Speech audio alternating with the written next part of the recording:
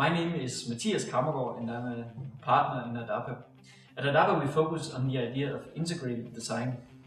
This means that we try to push the limits of existing technologies to achieve complex designs. But at the same time, we even try to develop our own technologies to achieve our design goals. One of our current projects is a concrete shelter at Mols Bjerge National Park. The shelter is placed in a low forest near the coast at Mols. It's produced from 7 individual pieces of concrete that are tied together by pre-tensioned cables. The 7 parts are produced at Hycon, a manufacturer of high-performance concrete products. The use of high-performance concrete means that the overall weight of the structure is greatly reduced.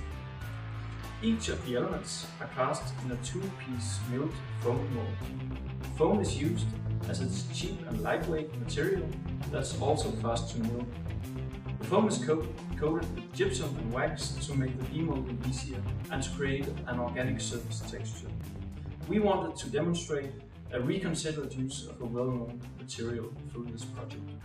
My name is Christian Mørk, and I'm a partner here at Adapa. After finishing our master thesis in architecture and design at Aalborg University in 2010, we decided to pursue development of the results of this thesis into a viable business idea.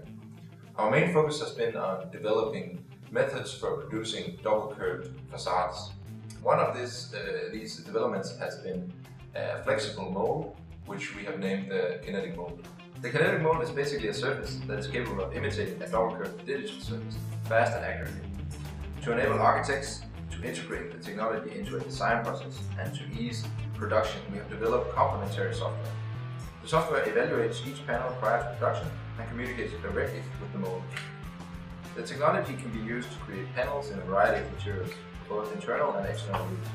But we're currently focusing on the development of a complete facade system.